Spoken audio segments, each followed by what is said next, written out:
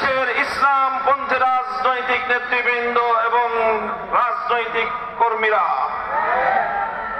এদেশে ইসলাম প্রতিষ্ঠার আন্দোলন করতে গিয়ে বিদেশি আধিপত্যবাদী শক্তির বাংলাদেশি ক্রীড়ানকদের হাতে ইসলামী আন্দোলনের নেতৃবৃন্দ নিগৃহীত হয়েছে, কারণ নির্যাতিত হয়েছে, ফাঁসি কাষ্ঠ বরণ করেছে, জেল জুলুম হুলিয়া বরদাস্ত করেছে, রক্ত দিয়েছে, জীবন দিয়েছে, অন্যায়ের সামনে জুলুমের সামনে মাথা নত করে নাই।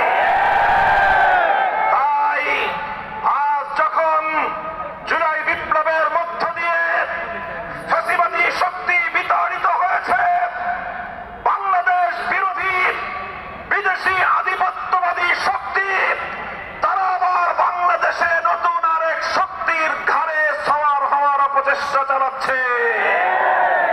আমরা পরিষ্কার ভাষায় বলতে চাই, জীবন দিয়ে জুলাই যোদ্ধারা বাংলার মাটি থেকে যেই ফ্যাসিবাদ এবং বিদেশি কাহিনী শক্তিবাদীকে উৎখাত করেছে, বাংলার মাটিতে নতুন কোন ফ্যাসিবাদকে জায়গা করতে দেবে না ইনশাআল্লাহ।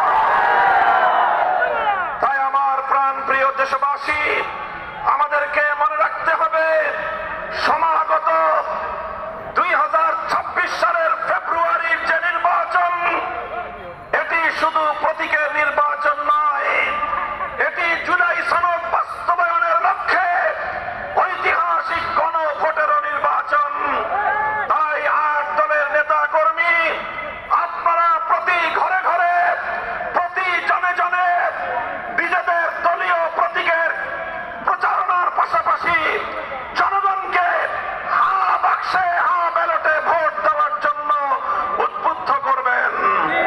মনে রাখতে হবে, জুলাই সনদকে কেন্দ্র করে আজ বাংলাদেশ 2 শিবিরে বিভক্ত হয়েছে।